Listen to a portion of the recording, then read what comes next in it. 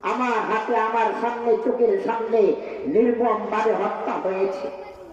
সেদিন মা এসেছে সন্তানের লাশ বহন করেছে, বাবা এসেছে লাশ বহন করেছে।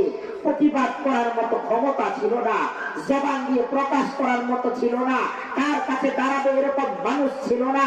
সেদিন সমস্ত ভাইগুলো একত্রিত হয়ে রব্বে কারিমরে জানাইছে আর আল্লাহর কাছে সেজদা কইরা কেঁদেছে।